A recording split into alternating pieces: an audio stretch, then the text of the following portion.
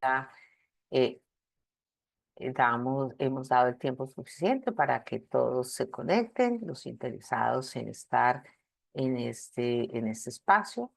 En nombre de Colcop, del equipo de Colcop, reciban un pero muy especial saludo y nuestro reconocimiento de gratitud para acompañarnos en uno de los espacios que periódicamente construimos para ustedes.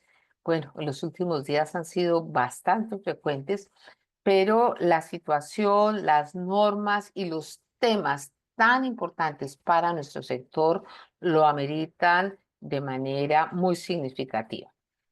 El tema que hoy vamos a tratar es un tema que es clave, es crucial para nuestro sector y es la Ley 2439 y sus aplicaciones prácticas. Y allá es lo más importante, aplicaciones prácticas en lo que es el crédito digital. En resumen, en nuestro concepto, la ley, sí, 2439 del pasado año, del 2024, nos abre oportunidades a todos y especialmente para las organizaciones que realizan la actividad de cobranza en el ámbito de crédito digital, para hacerlo con mayor transparencia y claridad en la información, en la protección al consumidor, la regulación de los intereses, la innovación, la mejor competencia. Siempre hemos mirado desde Colcop con muchísimo optimismo las normas porque tenemos, digamos que, dos opciones muy claras. O entendemos las bondades de las normas y de alguna manera las sufrimos, o simplemente nos enfrascamos en decir que la norma no es lo que nosotros quisiéramos y que la norma quedó coja en ciertos aspectos. Entonces, hoy queremos ver el lado positivo y es el lado positivo de las regulaciones. Sin más preámbulos, invitándolos como siempre a que acojan las invitaciones que hace Colcop para estos espacios. Les cuento quién o les informo quién va a ser nuestro speaker de hoy. Es un apreciado amigo de Colcop, Eric Rincón Cárdenas. Es un destacado abogado colombiano especializado en derecho comercial y financiero, con una muy sólida información académica que incluye estudios en la Universidad del Rosario y en la Universidad de Madrid. Ha ocupado posiciones de liderazgo, como fue la presidencia de Colombia FinTech. Ha sido gerente general de Regis y actualmente es socio fundador de la firma RCIM y es profesor asociado de la Universidad del Rosario. En síntesis, y como ya les decía, la Ley 2439 del 2024 establece que en las operaciones de crédito digital realizadas a través de plataformas electrónicas, todo, todos los cargos por uso de las tecnologías se considerarán intereses y estarán sujetos a los límites legales correspondientes. Esto va un poco en contravía y ya Eric nos los aclarará de lo que nosotros hemos siempre propendido, que es por limitar la tasa de usura porque da más oportunidades crediticias y es coherente con lo que creemos que necesitamos en inclusión crediticia en el país. Sin embargo, la ley especifica que ciertos rubros, como los asociados a la firma electrónica, no se reputarán como intereses, lo cual es de gran importancia y de gran valor, siempre que se generen estos de manera independientes al crédito y que sean debidamente informados al consumidor. Y ahí viene una observación muy importante, y es que se ofrezca al usuario, al consumidor, y esté debidamente informado sobre la firma electrónica. Y como todo, si el consumidor está bien informado, bien enterado, se minimizan los riesgos posteriores. Si ofrecemos la alternativa de la firma manuscrita, Esta disposición busca garantizar además que los costos asociados al crédito digital protejan los derechos de los consumidores en el entorno financiero. ¿Y esto qué significa? Que como se ha venido trabajando en el mundo en los últimos años es la defensa del consumidor. Y desde Colcom no hemos sido ajenos a esa defensa del consumidor, tal como trabajamos en la ley 2300 del derecho a la intimidad. Y cuando vemos los reclamos que ha habido alrededor de esa ley en la superfinanciera, vemos que son o eran hasta la última vez que tuvimos la medición el 0,02% de los reclamos. Eso quiere decir que las entidades asociadas a COCOP, en su mayoría que ejercen la actividad de cobranza, lo hacen aplicando esas mejores prácticas y aplicando muchas de ellas el sello de calidad que es exclusivo para esta industria. Sin más preámbulos, los voy a dejar con nuestro ilustre invitado. Eric, bienvenido. El micrófono es tuyo y de verdad que mil gracias a ti por aceptar esta invitación y a toda nuestra audiencia que está conectada. Muchas gracias. No, muchas gracias a ti, Gloria. La verdad, muy complacido de estar, como siempre, en este escenario de Colcop, que es un esfuerzo gremial y de concertación de intereses tan importante para el desarrollo del financiamiento alternativo en el país. Como tú lo mencionabas en tu introducción, la ley 2439 propone una discusión muy interesante que tiene toda una historia. Entonces, yo les voy a contar la historia y vamos a ir y yendo hacia lo práctico. A esos efectos, yo preparé una presentación que aquí ya espero ustedes puedan estar visualizando. Creo que ya la están visualizando. Y la ley 2439 a Gloria le gustan como tiene que ser todo el tema del monitoreo del Congreso. A mí también. Y resulta que en ese monitoreo del Congreso, por allá en el año 2021, estamos hablando del anterior gobierno y del anterior Congreso, eh, a iniciativa de el senador Efraín Cepeda, hoy día presidente del Congreso, se presentó un proyecto que buscaba delimitar cuáles eran los cargos que se podían trasladar a los consumidores de créditos digitales. Esto es bien interesante porque es claro que en Colombia el crédito digital desarrollado por compañías comerciales tiene una simetría normativa respecto de otros jugadores en el crédito. Me explico. En el caso de la superintendencia financiera o los vigilados de la superfinanciera, hay una pleyade de normas, no solamente leyes, sino también circulares externas, decretos y un montón de disposiciones que desarrollan y definen qué se puede y qué no se puede hacer en crédito y qué se puede cobrar. En el caso de la Superintendencia de Economía Solidaria, que tiene su vigilancia sobre las cooperativas, entidades mutuales, fondos y todo tipo de empresas adscritas al sector solidario, pues obviamente hay también hasta definición de cómo la plataforma tecnológica puede ser eventualmente cobrada.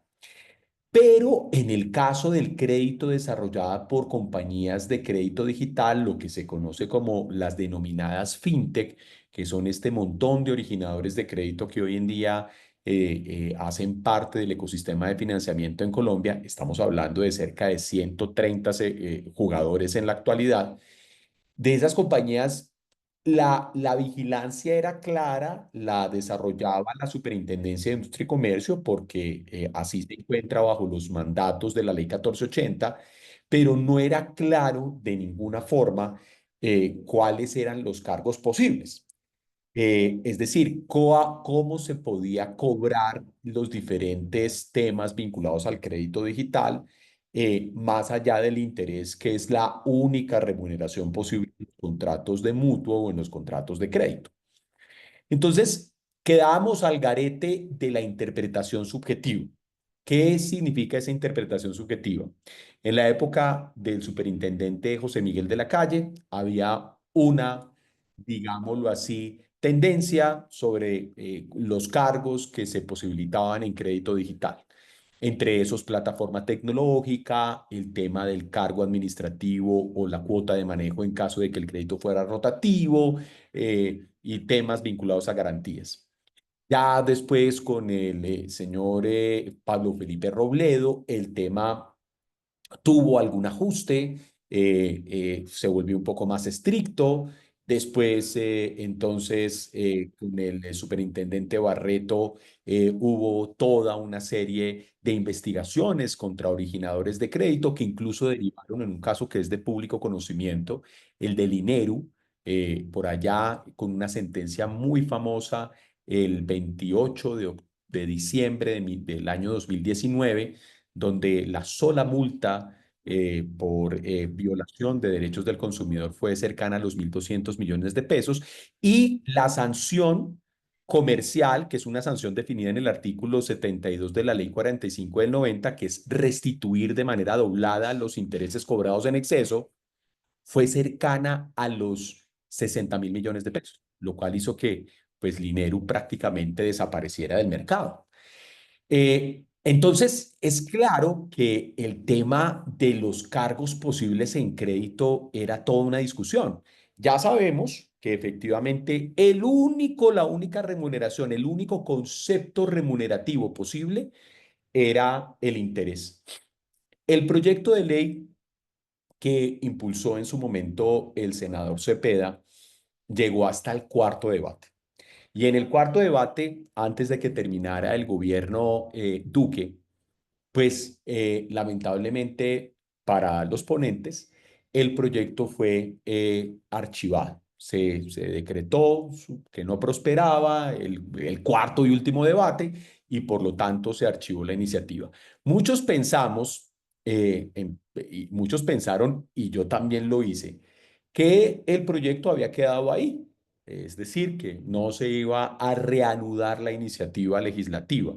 Pues nos equivocamos, porque efectivamente recién iniciado el nuevo periodo legislativo, se presentó nuevamente el proyecto de ley que finalmente terminó con la expedición de la ley 2439. Se desarrollaron los debates, 4 debates en el Congreso, tanto en comisiones como en las plenarias, y finalmente el proyecto pasó el cuarto debate, con lo cual se convertía entonces en ley de la República. Y pues como cualquier proyecto de ley que cumple esa instancia, tenía que ser sancionado por el presidente. El presidente Gustavo Petro, a través de su oficina jurídica, observó el proyecto de ley. Las denominadas observaciones es lo que se conoce en el trámite legislativo como objeciones presidenciales, que es cuando el presidente se niega a firmar el proyecto por razones de conveniencia. En el proyecto o en la ley, como quedó definido, pues básicamente lo que se decía era que se podía cobrar el interés dentro de los límites definidos en el artículo 884 del Código de Comercio colombiano, que habla de el límite es 1,5 veces el interés bancario corriente. Está la posibilidad de cobrar el cargo de administrativo, que sería una cuota de manejo en caso de que el crédito sea rotativo, revolvente. Está la posibilidad de cobrar los avales y las garantías o las fianzas o los seguros que están vinculados normalmente a cubrir la posibilidad del impago de las obligaciones de crédito definidas.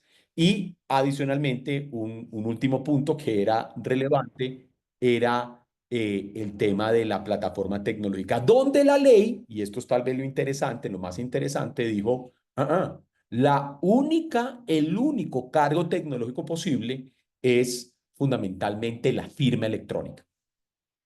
El presidente, a través de su oficina jurídica, objetó el proyecto y dijo, no, no, no, yo no voy a firmar eso, porque considero que ese famoso cargo de la firma electrónica hace parte de la plataforma que debería tener en la operación de crédito digital cualquier originador de crédito a través de medios electrónicos, con lo cual es con natural a la concesión de crédito el tema de tener firma electrónica. Ese es un cargo que debería excluirse, y por lo tanto yo no voy a firmar eso. Em, Cuando ocurren las objeciones, se devuelve el trámite al Congreso para que el Congreso o bien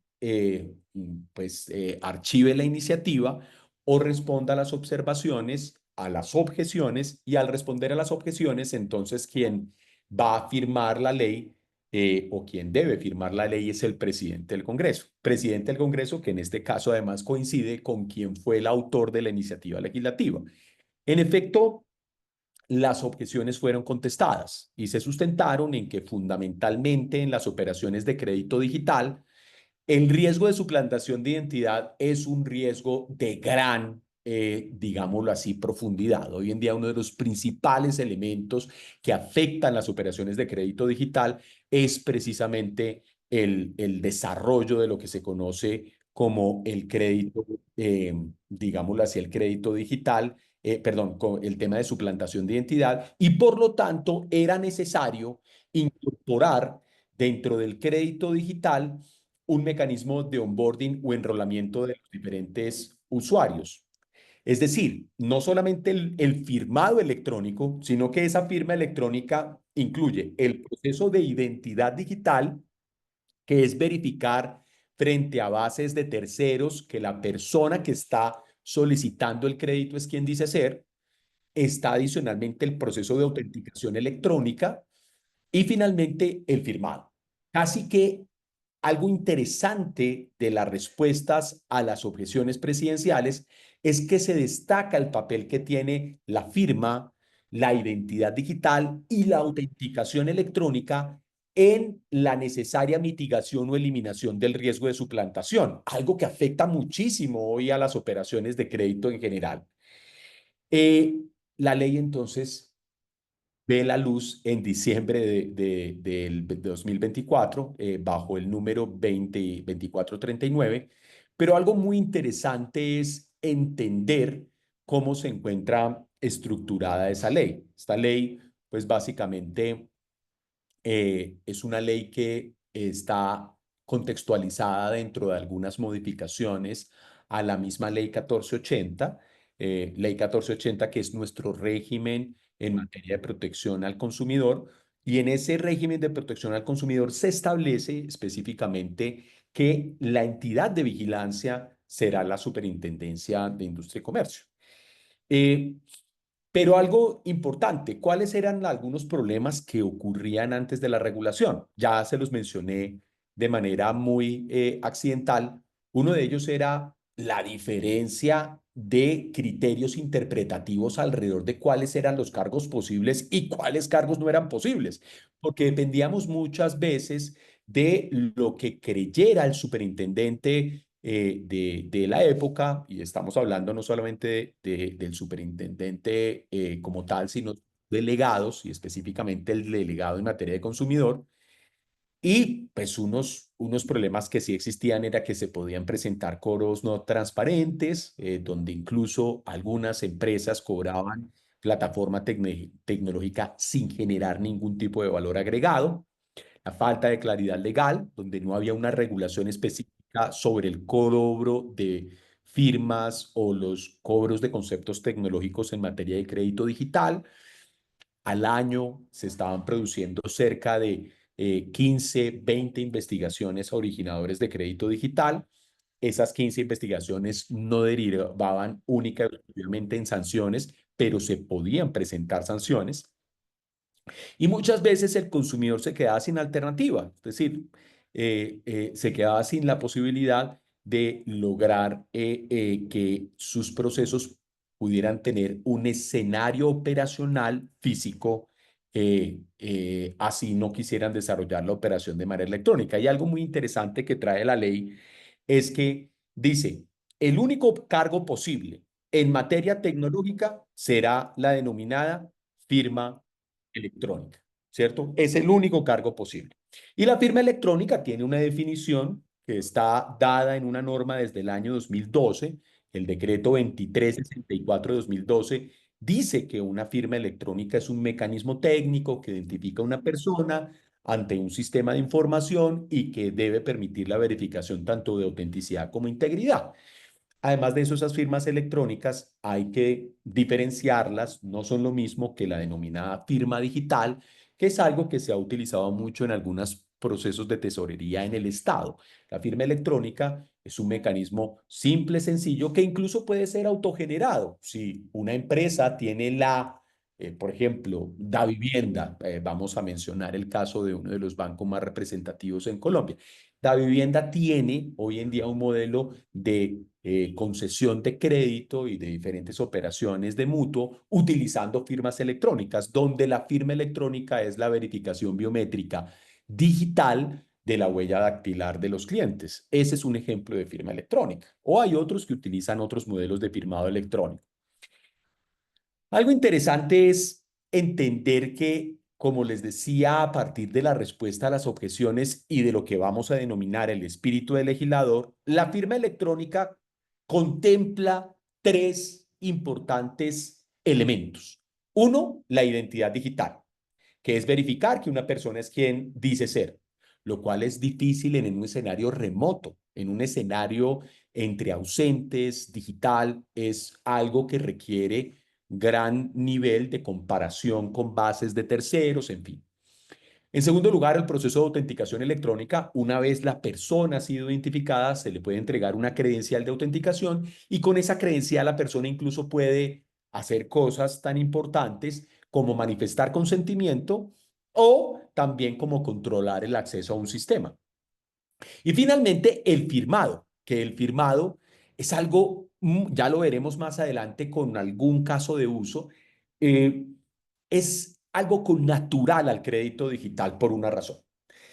La garantía que normalmente se encuentra vinculada a una operación de crédito es una garantía cambiaria denominada pagaré. Y el pagaré como título o valor tiene un requisito de la existencia que es la firma del respectivo librador, en este caso la firma del cliente. Esa firma es un requisito de la existencia de los títulos valores, con lo cual no se puede obviar. Entonces, en las operaciones de crédito digital siempre va a haber firma, porque normalmente lo común, no necesariamente pasa en todos los casos, pero lo común es que siempre haya pagaré electrónico, que es la garantía cambiaria que respalda el cumplimiento de la obligación de crédito. Hay un tema adicional y es que la firma electrónica pues puede reducir obviamente los costos y tiempos en la validación de documentos y la formalización de contratos, pero ojo con lo siguiente. La norma dijo, la ley 2439 dijo, bueno, el único cargo posible en materia tecnológica es la firma electrónica, pero siempre se le debe dar la alternativa al consumidor de utilizar medios físicos. Es decir, vamos a ponerle un ejemplo. Yo monto una empresa que se llama Préstamo Rincón Digital. Entonces, Préstamo Rincón Digital le va a prestar a la doctora Gloria Orwell. Y Gloria dice, necesito para la fiesta de este viernes 2 millones de pesos. Listo. Rincón Digital le presta los 2 millones de pesos.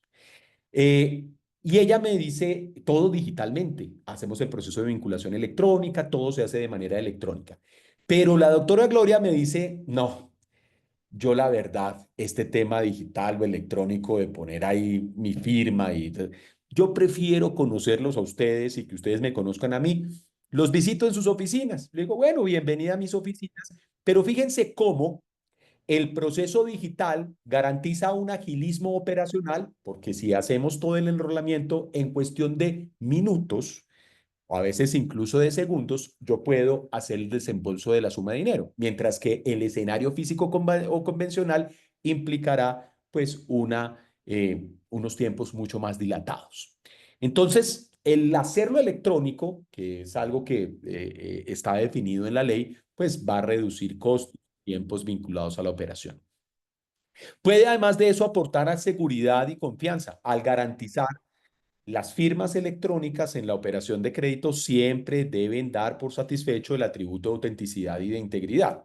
Y además de eso, como normalmente una firma debe estar antecedida de un proceso de identificación, pues puede llegar a ser un mecanismo disuasivo del fraude gracias a sistemas de autenticación biométrica y multifactor. Los bancos, a partir de la circular 029 del año 2019, sobre todo las instituciones financieras, que son las directas destinatarias garantías de esa norma, han fortalecido mucho sus procesos de verificación de identidad, ¿sí?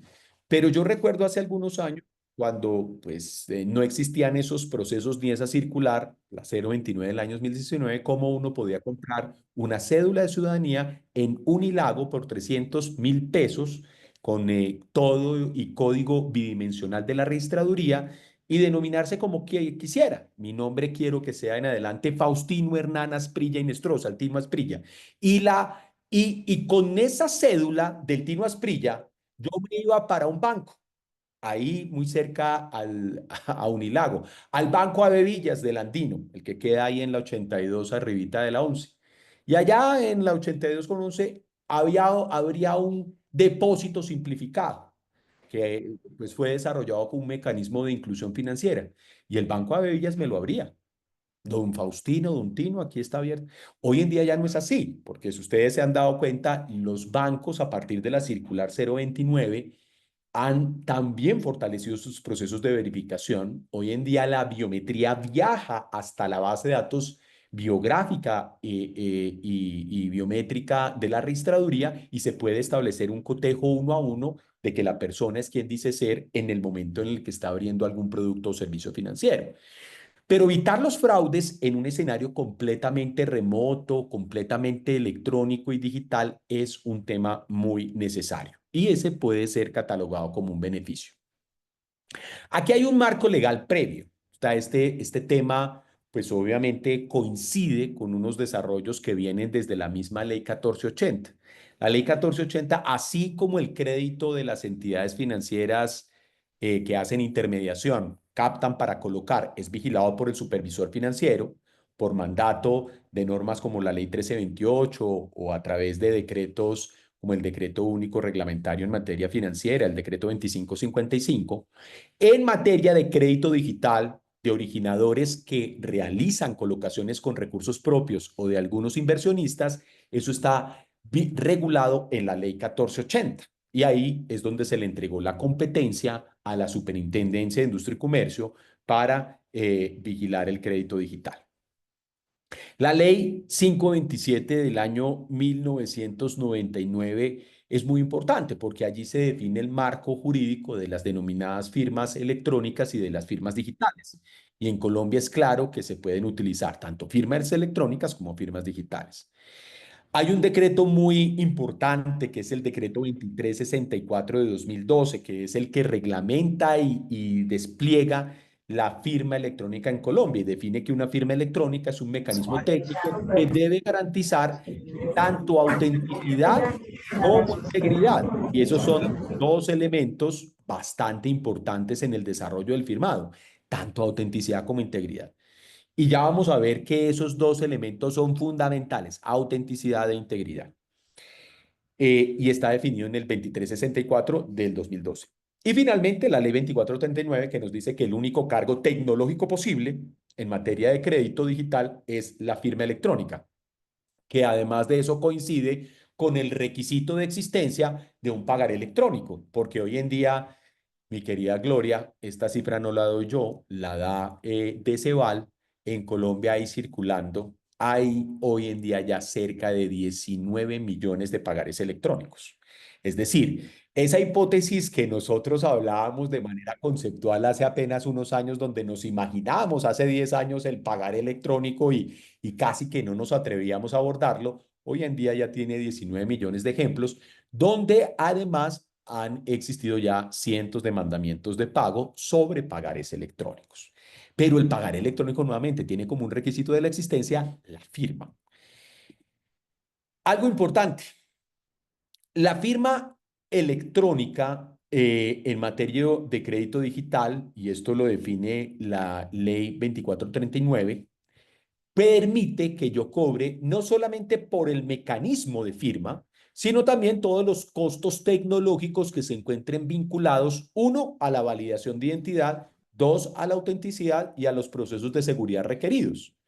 Con lo cual, es inexacta la comparación que se hace a veces en el mercado donde dicen, oiga, pero si a mí de manera masiva, doctora Gloria, una firma electrónica me sale por, una firma electrónica de DocuSign, me sale por 5.000 pesos, ¿Por qué la empresa de crédito digital me está cobrando 40.000 o 50.000 pesos por firma? Porque es que no solamente cobra el mecanismo de firma, cobra el proceso de identificación, que es algo que no hace, por ejemplo, DocuSign, cobra por el proceso de autenticación y eventualmente por las medidas de seguridad requeridas para poder confrontar o verificar la identidad de la persona que está realizando la operación de crédito. Y aquí hay algo bien interesante. El cobro se debe hacer solamente en una ocasión, en el momento en el cual hay una vinculación con el respectivo cliente. O sea, no puede ser que en una operación de crédito existan múltiples cobros vinculados a la firma electrónica. O peor aún, que el cobro de la firma electrónica no sea expresado como un valor absoluto, sino que sea expresado como un porcentaje. Si yo expreso como porcentaje el valor de la firma electrónica, pues la estoy convirtiendo en interés. Y lo que ocurre acá, lamentablemente, es que inmediatamente la superintendencia va a conmutar los valores y va a definir que yo estoy excediendo entonces la tasa límite definida en el artículo 884 del Código de Comercio colombiano. Pero hay unas condiciones importantes para cobrar por la firma electrónica en crédito digital. Uno, el consumidor debe ser informado previamente. Dos, debe ser opcional, debe ser alternativo y si el usuario desea un trámite físico sin costos adicionales, lo puede hacer.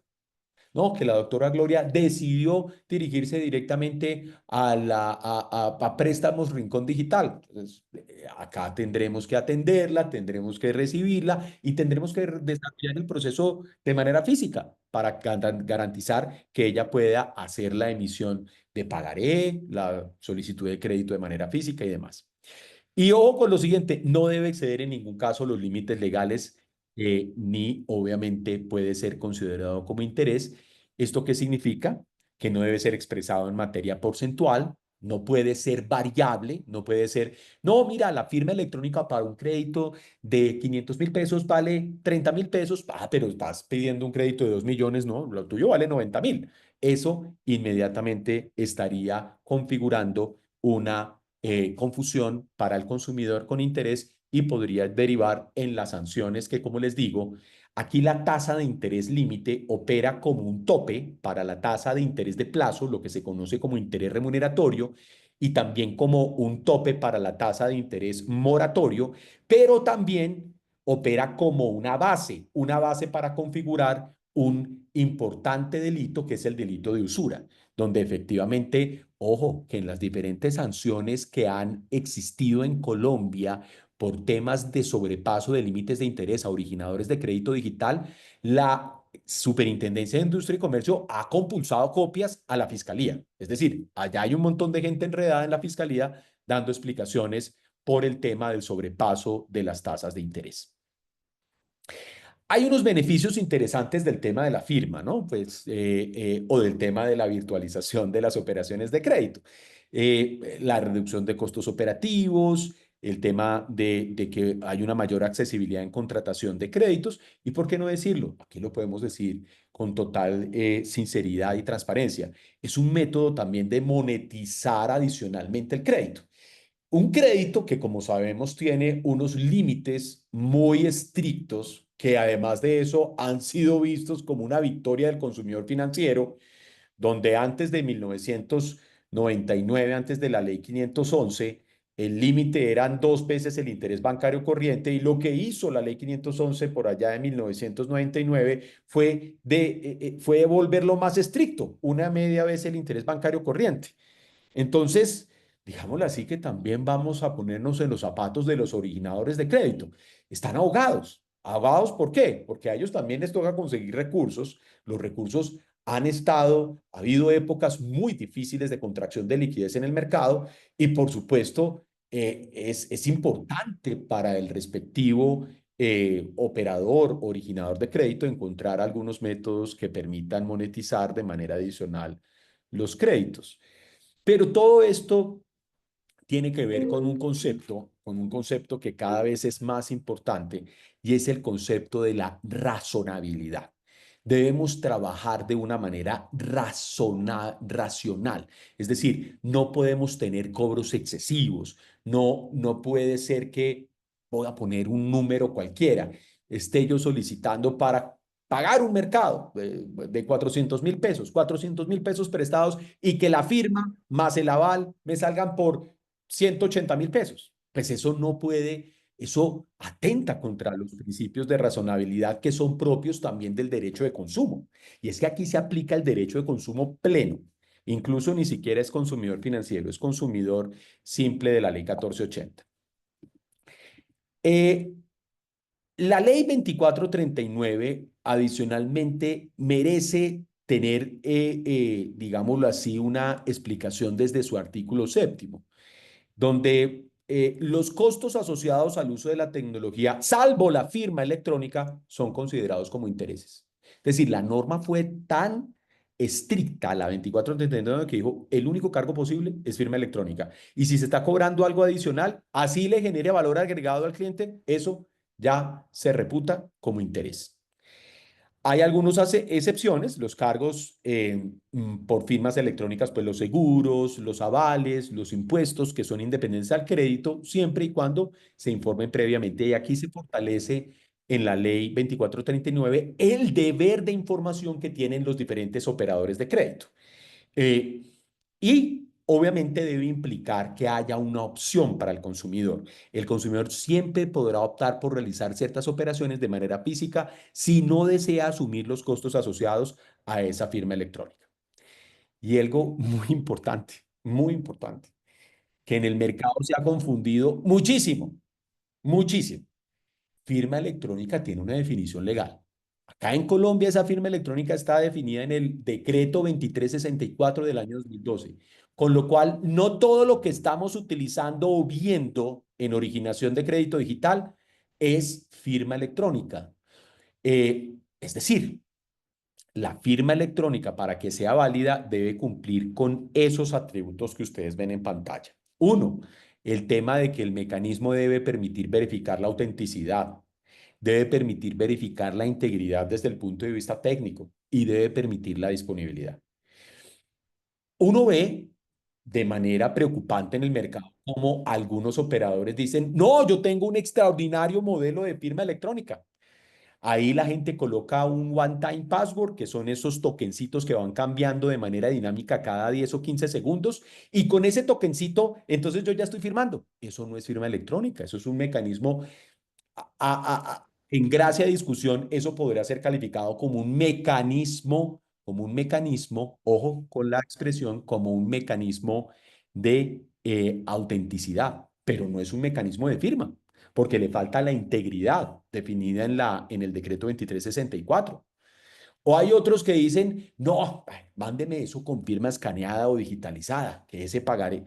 No, lo primero que se van a enfrentar es a un eventual problema ante la autoridad judicial, porque una firma escaneada o digitalizada es una foto que permite o que hace que sea muy posible el riesgo de suplantación de identidad. La firma de la doctora Gloria Oreña, ¿dónde está? En todo lado, porque pues, bueno, no sé si en todo lado, pero puede estar en muchos lugares, porque pues si ella ha contratado con el Estado o si ha contratado desde Colcop con las firmas. Yo, por ejemplo, hace unos años fui representante legal de empresas que todos los días contrataban con el Estado y por supuesto, ¿dónde está mi firma? Por Los allá. vales que te he firmado aquí. Sí, señor. Los vales que me afirman. Sí, claro, esos vales también. Entonces, ojo con lo siguiente, nuestras firmas, una firma escaneada o digitalizada es una foto que se presta muchísimo para el riesgo de suplantación o para que haya una muy rápida repudiabilidad de ese mecanismo. Entonces, la firma debe ser firma. Firma electrónica está definida en el decreto 2364 y debe corresponder a unos elementos técnicos. Y aquí hay algo interesante.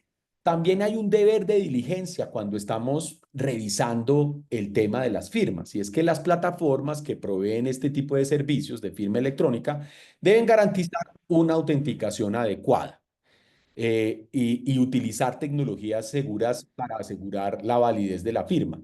Este marco de seguridad y validación es lo que proporciona a las transacciones electrónicas la misma certeza de una firma manuscrita, de la firma manuscrita, que es un elemento de seguridad jurídica en nuestra sociedad. y que es además de eso clave para entidades que estén desarrollando crédito digital, por lo que les mencionaba anteriormente. No es solamente por la preocupación de que esté cumpliendo yo la ley 2439. Ay, qué preocupación que me toca ahora aplicar la ley 2439. No es porque la firma es con natural a las operaciones de crédito, toda vez que la firma es un requisito de la existencia de los pagarés. Y el pagaré electrónico es algo que casi que de manera automática siempre se presenta en este tipo de operaciones. ¿Qué no es una firma electrónica? Pues firma electrónica no es ni la firma escaneada, ni los OTPs, que esos son esos tokencitos que van cambiando 10 cada 10 o 15 segundos, o una imagen del usuario, una foto. Imagínense, es como la foto de este webinar. Bueno, claro que en ese momento yo estaba medio gordito y hoy en día lo estoy de nuevo. Entonces, todo el mundo dirá, sí, sí se parece. Pero, por ejemplo, yo tengo una foto que se utiliza mucho mía para otros, para otro tipo de publicidad o de webinars ahí de la Universidad del Rosario, en fin. Y es una foto en la que estoy encorbatado, que yo creo que era la foto de la primera comunión, doctora, doctora Gloria. Claro, esas fotos, pues obviamente ya no, ya poco quedó de eso. Pero el tema es, ojo, ninguno de estos tres mecanismos puede contarse como una firma electrónica. Y existen unas confusiones comunes, porque la gente piensa que hoy en día hay un uso casi que completamente liberal y abierto de las denominadas firmas escaneadas, que los OTPs también se pueden utilizar en cualquier tipo de escenario operacional o que la imagen del usuario es suficiente. O peor aún, no, pero es que a mí me llegó el correo electrónico y con el correo electrónico ya yo entiendo que eso es una firma. No es una firma. Esto hay que ratificarlo nuevamente. Hay un caso de uso en el que me gustaría darle la palabra aquí a una persona del equipo, a Luis Miguel González, porque él lo sabe explicar bien. Él lo sabe explicar bien, que es el caso de uso del pagaré electrónico. El pagaré electrónico es un modelo que yo creo que es muy importante para los diferentes afiliados y asociados a Colcop, toda vez que es el que permite hacer el cobro. Y ahí es donde se ve la verdadera, digámoslo así, utilidad de tener una firma electrónica. Entonces, Luis Miguel, te escuchamos. Muchas gracias. Gracias, Eric. Bueno, muy buenas tardes a todos y todas. Bueno, sí, en efecto, digamos que el pagar electrónico, pues con todo lo que ya se ha mencionado, con, digamos, la posibilidad digamos, ahí veo que ya se están haciendo algunas preguntas, de pronto voy a anticiparme a mencionar algo, y es que, en efecto, lo que la ley 2439 permite es trasladar el costo de la firma electrónica al usuario o al consumidor del crédito digital. En ese contexto, pues el pagaré, pues digamos, cobra una especial relevancia, digamos que en principio, pues por todo el contenido jurídico que supone en el sentido en que reviste de características especiales a un documento para poder ser, por ejemplo, ejecutado o para poder ser cedido en negocios de financiación o de venta de cartera, por ejemplo. Pero adicionalmente, pues ya digamos con la ley 2439, la firma pues del pagaré electrónico y de los documentos asociados al pagaré electrónico, como por ejemplo garantías, se vuelve muy relevante. Sin embargo, hay que mencionar algo que pues, nosotros hemos identificado, como se mencionó ahora, y es que digamos que nosotros, o sea, primero, a veces hemos visto que se cobra la firma electrónica sin que sea una firma electrónica. ¿Por qué no es una firma electrónica? Porque hemos tenido la posibilidad de revisar documentos electrónicos, no pagares electrónicos, que no están firmados electrónicamente. Como no están firmados electrónicamente, no son pagarés por no tener el requisito de existencia al que se mencionaba el doctor Eric ahora, según el Código de Comercio. ¿Qué pasa? Que solamente se ponen OTPs, por ejemplo, se incluye el OTP en el pagaré y no se firma el documento. Se pone la foto del usuario o la imagen de la firma del usuario y no se firma, es decir, no se asegura la integridad del documento. Entonces es muy importante que cuando firmemos electrónicamente un documento, particularmente el pagar electrónico, tengamos claro autenticidad e integridad.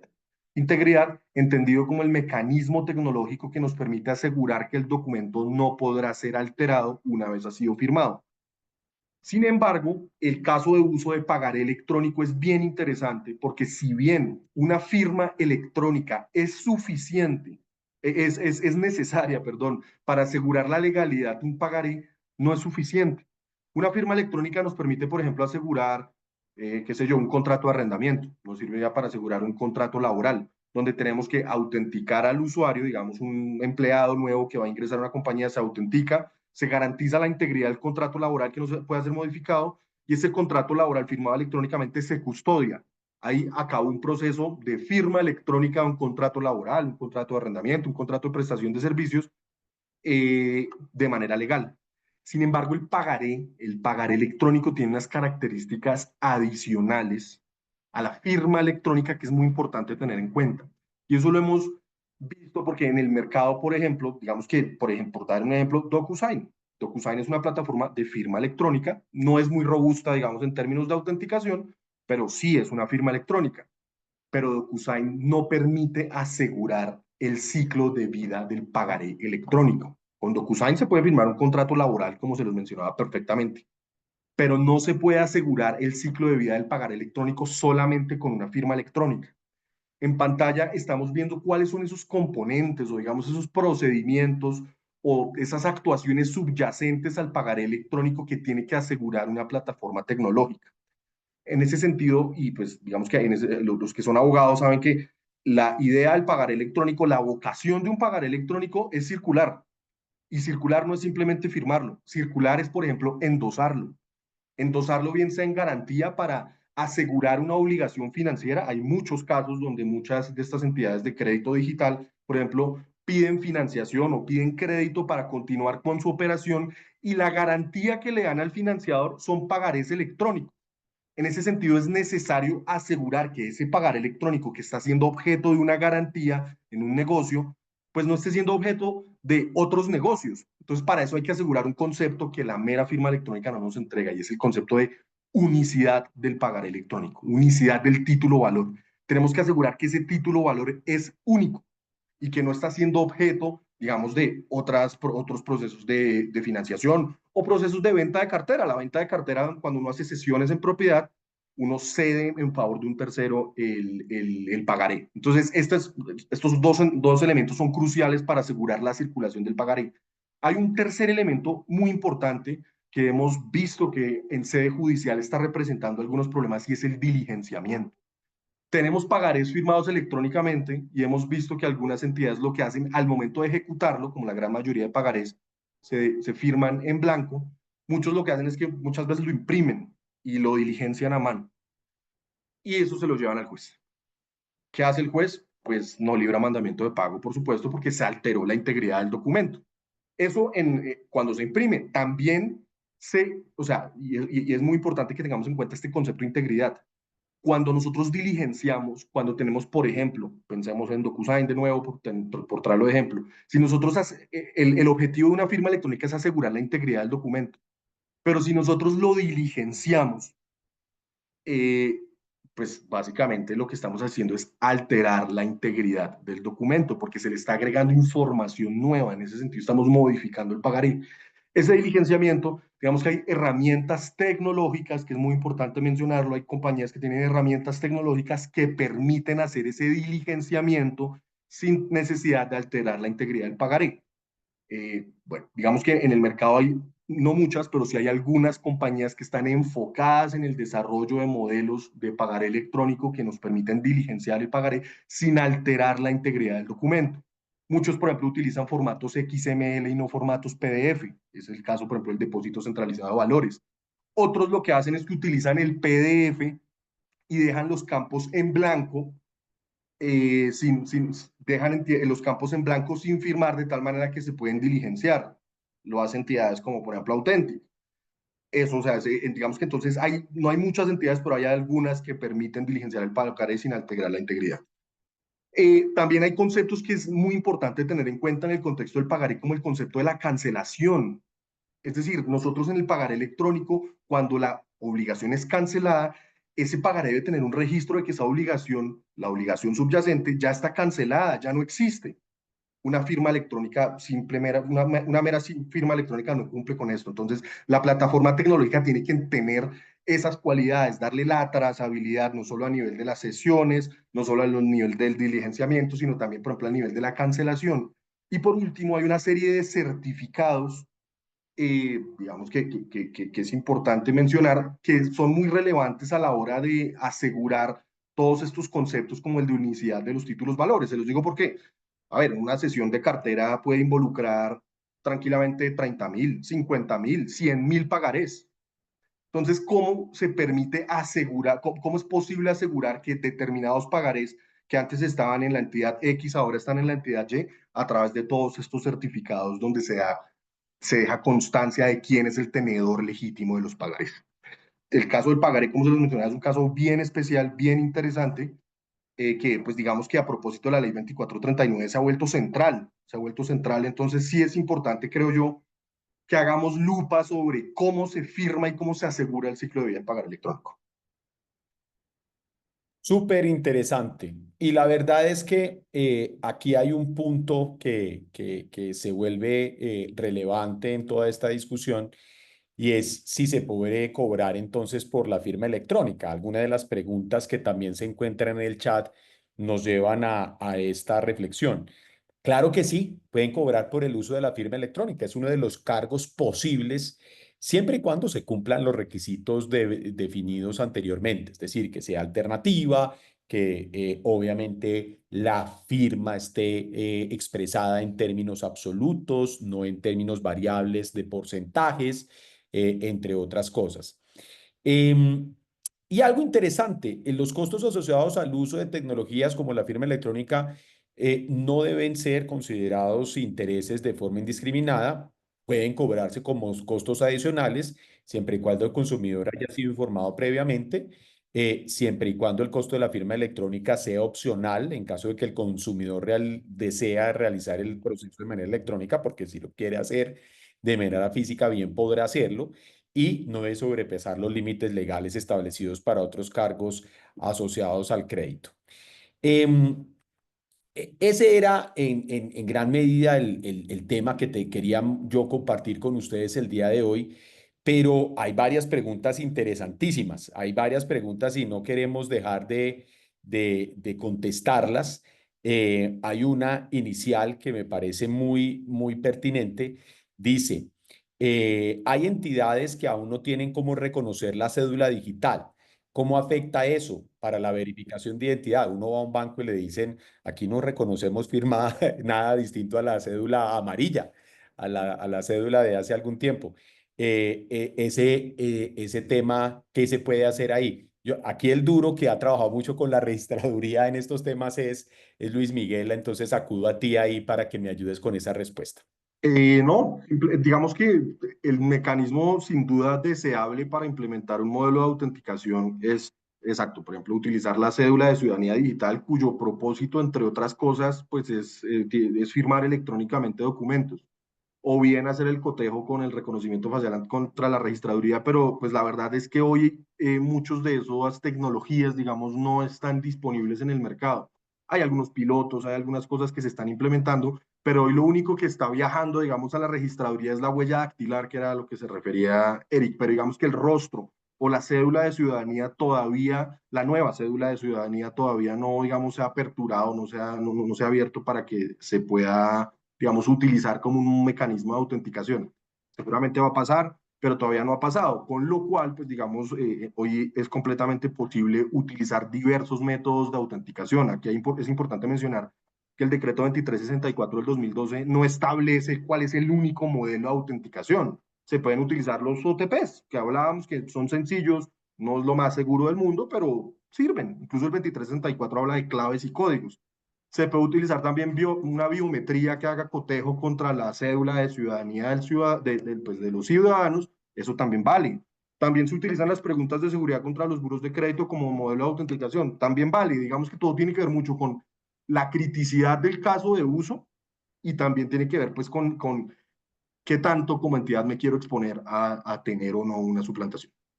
Muy bien, vamos a leer a continuación la siguiente pregunta, pero no antes me gustaría contarles que puse acá en el chat para quienes quieran, obviamente, ver cómo pueden aplicar de manera práctica la ley 2439, un forms donde está como un autodiagnóstico de cómo se encuentra la aplicación de la ley 2439. Ahí está ubicado en el forms para quienes quieran diligenciarlo y ver cómo se puede ver reflejado. Claudia Vanegas nos pregunta, ¿es decir que el costo de firma electrónica se debería o podría incluir como un costo en el proceso de crédito digital al usuario? ¿Esto aplica para microcrédito también? Buenísima la pregunta. Porque efectivamente la Superintendencia de Industria y Comercio desde hace ya algunos años ha considerado que el microcrédito, las modalidades de microcrédito que recientemente, es decir, en el año 2022, fueron modificadas por este gobierno a través de un decreto del Ministerio de Hacienda, son también aplicadas al escenario de crédito digital.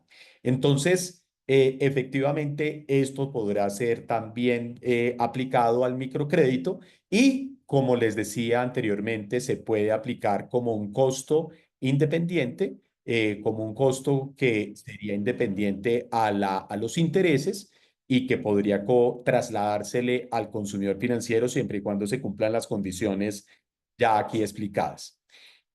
Nos pregunta aquí Emma Enríquez, ¿cómo se podría diligenciar el pagaré sin alterar su integridad?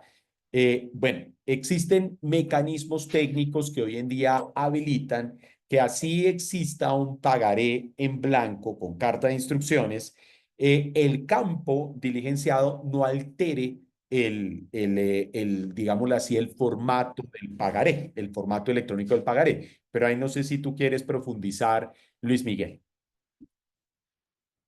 Y digamos que esa es una muy buena pregunta porque digamos que eso depende del formato.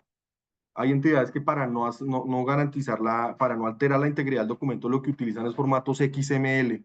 Entonces, el formato PDF es una representación del XML. O sea, el formato PDF es una representación del XML, por lo tanto, cuando se diligencia, pues no se altera la integridad. Hay otras organizaciones que lo que han hecho es utilizado mecanismos donde se firma el documento y dejan los campos a diligenciar, digamos, vacíos, sin firmar, lo cual permite que después se haga el diligenciamiento del pagaré sin alterar ese campo. Importante sobre estos mecanismos es que también pues dejan toda la trazabilidad de cuándo se diligenció, quién lo diligenció, todo, digamos, con estándares muy rigurosos. Yo me quedé aquí muteado y estaba hablando como un loro. Dice lo siguiente Ingrid Castillo, pero ese pagaré electrónico solo se diligencia a través de plataforma de Ceval, es decir, nunca sale de Ceval. Buenísima esa pregunta, buenísima. De Ceval no es necesario o no es, digámoslo así, Comentamos a Gloria. voy a decirlo de la manera más abierta posible. No es que Deceval no deba utilizarse, sino que Deceval es una de las alternativas que hoy en día tiene el originador de crédito. Y lo digo porque en el imaginario colectivo muchas veces existe que solamente se pueden ejecutar los pagarés que estén respaldados por un depósito central de valores. No es así.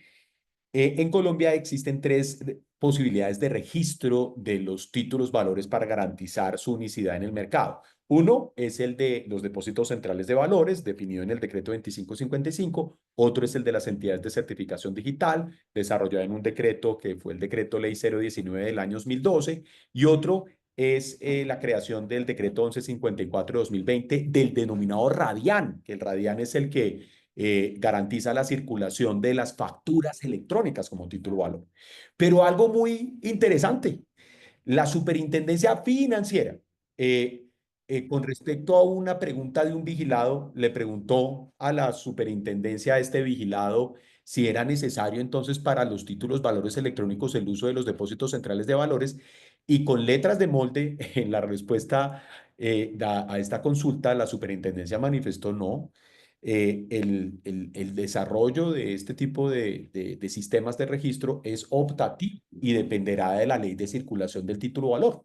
Con lo cual, si no hay una circulación, o sea, es con natural a los títulos valores que van a tener una gran circulación, que van a tener múltiples endosos, tener mecanismos de registro. Pero si no existe una gran circulación, sino que el título de valor es normalmente recibido en una bóveda digital por parte del originador de crédito, no hay necesidad de utilizar ese sistema de registro, incluyendo Deceval. Con lo cual, voy a decirlo, Deceval no es obligatorio frente al modelo de los títulos valores electrónicos. Dice aquí Inés Moreno, pero validando con biometría se identifica suplantación. ¿Cómo sugieren que confronte el documento y se garantice que sea la persona real que hace la solicitud? Bueno, hay varios procesos donde ustedes han visto que las plataformas generan ciertos temas funcionales al momento de capturar el dato biométrico, o bien sea porque se coloca la mano completa al momento de la verificación de la huella, de las huellas dactilares, que es el proceso de verificación de huellas vivas, o el tema de los movimientos circulares de la cabeza cuando me están haciendo el cotejo biométrico facial. Hay mecanismos que permiten Se lo garantizar. hacemos, no lo hacemos. Pues como es parte de los modelos que ya están, o sea, ya hicimos. Y espérenme un segundito. Aquí ya listo, ya, porque no sabemos si de pronto después pasa algo raro, como en pandemia. Entonces, listo. Eso sería con respecto a la biometría. No sé, Luismi, si hay en el tema biométrico, cómo sugieren que se confronte el documento y se garantice que la persona real se hace la solicitud. El documento de identidad se vuelve la llave de entrada, porque yo puedo tener la captura del código bidimensional de la cédula o del código QR que ahora aparece en la cédula digital, y ahí ya puedo tener, el documento sirve más como una llave de entrada en los temas de identidad, pero ahí, Luis Miguel, si tú tienes alguna apreciación adicional. No, simplemente mencionar que, pues en efecto, digamos, a nivel de biometría, sobre todo facial, hay muchas tecnologías que se utilizan. Pues digamos, la más básica es simplemente tomar la foto. Ahí no hay una autenticación, tomar una foto no es una autenticación. Mientras que hay otras tecnologías que hacen un cotejo biométrico del rostro con la foto que aparece en la cédula, pero no solamente es ese cotejo biométrico, sino que a través de diversos sistemas, OCRs avanzados, se verifica que el documento de identidad no sea un documento alterado.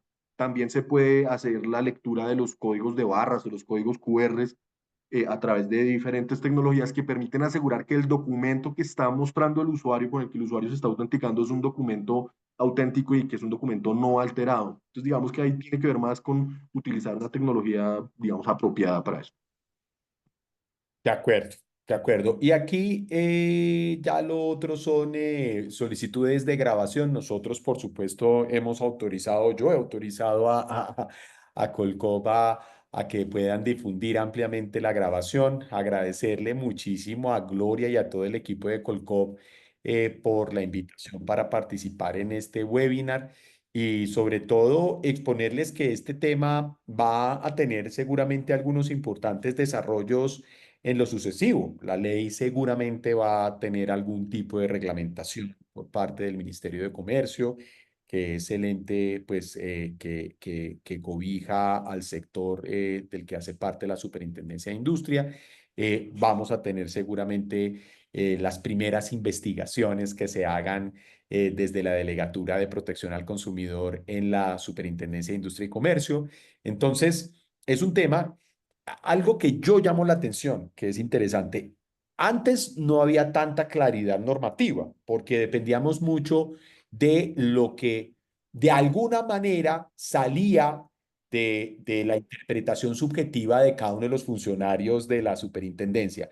Hoy en día esa interpretación subjetiva se acabó. O sea, ya tenemos unos parámetros objetivos que le dan mayor seguridad jurídica y operacional al originador de crédito, a quien realiza el cobro y al consumidor.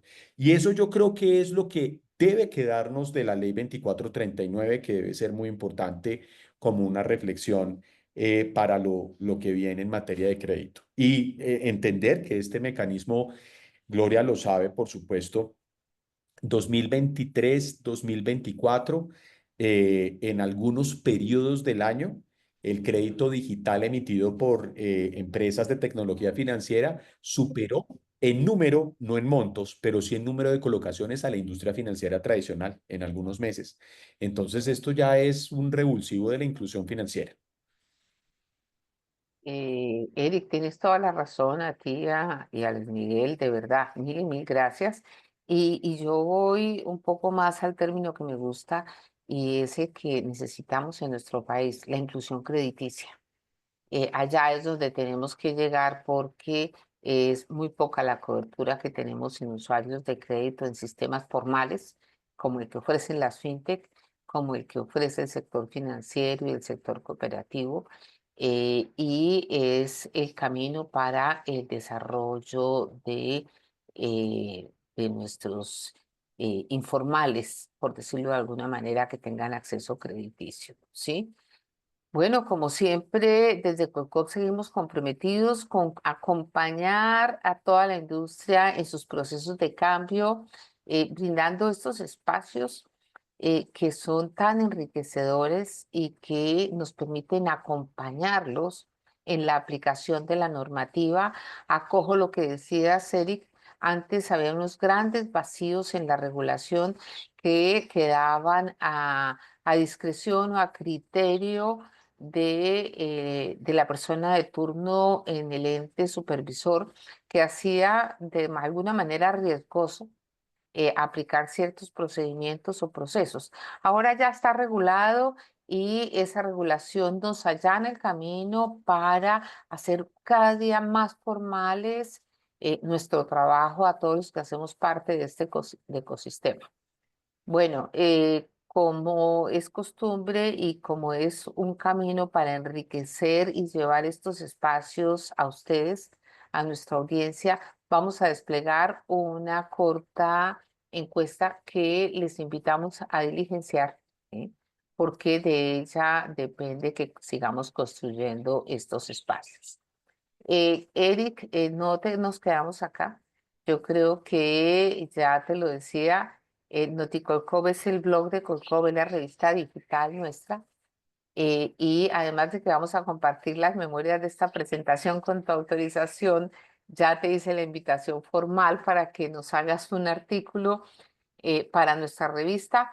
Y bueno, yo creo que van a tener que alistarse ustedes porque vamos a tener un taller en el marco de nuestro congreso en septiembre en el que desde ya te estoy invitando porque ahí es posible que tengamos ya la regulación y van a surgir muchísimas interpretaciones, muchísimas preguntas.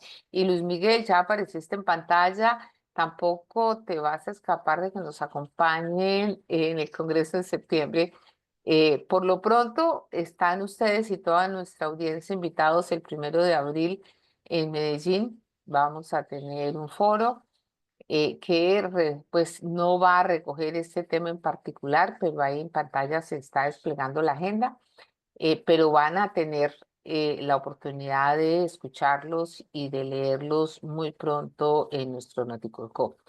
Los invitamos a que nos acompañen el martes próximo, el 1 de abril, en Medellín. Estamos haciendo un recorrido por las principales ciudades del país, llevando contenido, aportando conocimiento a la industria. Y como dicen, porque usted lo ha pedido, también vamos a Bucaramanga porque nos han pedido que los acompañemos. Eric, veo que pusiste ya en el chat el formato de Forms, me parece fabuloso. Y este año todavía no hay fecha en Barranquilla, pero no quiere decir que no hayamos desechado la idea de ir a Barranquilla, ni más faltaba. Nos faltan manos y nos falta tiempo, pero acompañaremos a la industria en todas las ciudades. La ventaja, lo bueno que nos dejó la pandemia es que virtualmente hemos crecido y podemos tener la oportunidad de compartir este conocimiento. Entonces, para el 10 de septiembre, Eric y Luis Miguel, una cordial invitación para un taller de este tema, porque creo que vamos a tener mucho que compartir de este tema, de la nueva reforma a la ley de insolvencia de personas naturales y bueno, muchos temas de actualidad que son valiosos y en la medida en que tengamos una regulación clara, amplia, suficiente y de apertura para la inclusión financiera, bienvenida. Sin más preámbulos, o sin más para cerrar más bien, siendo las 5:14, mil y mil gracias a toda nuestra audiencia, mil gracias al equipo de Colcop, Eric y Luis Miguel, gracias infinitas por compartir su amplio conocimiento con todos nuestros asociados y en general la audiencia.